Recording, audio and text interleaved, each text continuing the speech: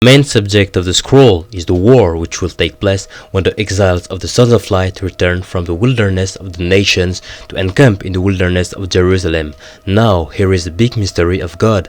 Jerusalem is Eden, or Ursalem. And Nibiru, Planet X, is not really a planet, but a mothership coming with the angels inside of it, to take the righteous back to Ursalem and bring destruction upon the wicked.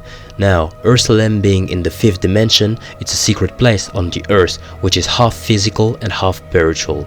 I'm gonna leave it like that, so I advise you to do your own research.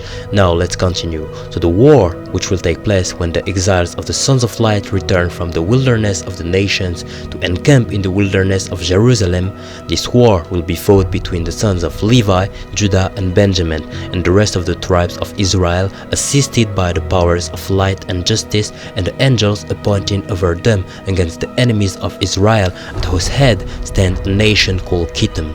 And now I'm gonna go straight to the point and will let you read the rest if you want it. So the principal enemies of the Sons of Light is the lot of the Sons of Darkness, which is the armies of Belial, Edom, Moab, Philistia, the kittem of Asher, and the offenders against the covenant. The war will be in 3 phases and will last for 40 years. In total, 5 years of Sabbath with no war, 29 years of war of divisions, and 6 years where all the congregation will fight together, and after being each side being defeated for 3 times, the mighty hand of Yah will intervene to bring victory to the Sons of Light. So our forces is the sons of Levi, Judah and Benjamin, the exiles of the wilderness.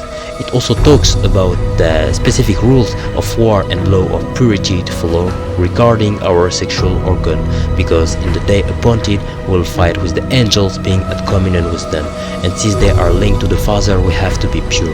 Remember, they love putting the truth in movies, anime, etc. So for those of you who know 7 deadly sins, they showed us how the angel needed a mortal body as a host to manifest during the Great War.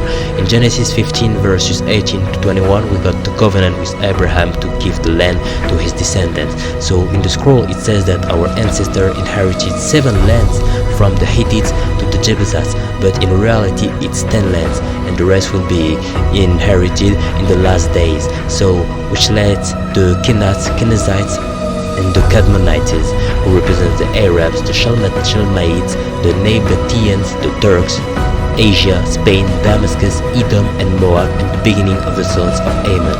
With that being said, I advise you to get this book. Peace.